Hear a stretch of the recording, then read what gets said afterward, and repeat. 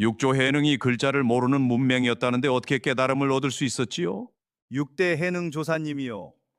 선종에서는 아이돌 못지않은 스타 조사님이죠. 보통 천수경, 금강경, 반야심경 등 부처님 말씀에만 끝에 경자를 붙여요. 그런데 육조단경이라고 해능조사 말씀에 경자를 딱 붙여놔서 부처님과 동급, 아니 버금가게 만들어놨어요. 이는 시대적 배경에 필요에 의해서 만들어진 겁니다. 해능조사도 선종을 극적으로 연출하기 위해 문맹으로 만들었을 가능성이 큽니다.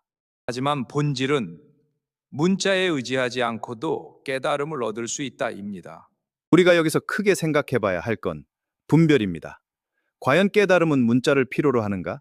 부처님 시대엔 부처님 포함 모든 아라한이 문맹이었던 거 아시나요? 부처님 제자 중 500아라한이 문자 없이 깨달음을 얻었어요. 문자가 없으니 경전도 없었겠죠. 암송으로만 부처님 말씀이 500년이나 이어졌어요. 그리고 깨달음도 이어졌어요.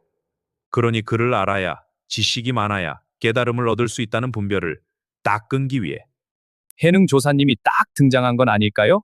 그것도 스타 조사님으로. 경허스님도 다들 아시죠? 네. 조선 말기 선종의 맥을 다시 이은 대선사님이시죠. 그 경허스님 제자 중 수월, 해월, 이란 큰 상좌 둘째 상좌가 있어요. 경허스님은 수월은 용맹정진의 최고이고 해월은 지혜의 으뜸이라 칭찬하고 아꼈어요. 그런데 그 두 분, 경허스님 상자도 글자를 몰랐어요.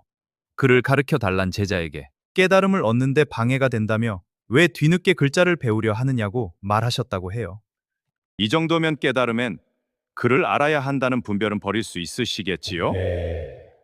물론 글로 써진 경전, 문자로 이루어진 가르침 엄청 중요하지요. 달을 가리키는 손가락이. 있어야만 달을 바로 볼 수 있으니까요. 그렇지만 손가락이 없어도 달을 볼 수 있다. 즉, 깨달음은 글자를 모른다고 장애가 될 수는 없다. 가 오늘 가르침의 포인트입니다. 부처님도 500아라한도 해능조사도 글자를 몰랐어도 깨달음을 얻으셨다.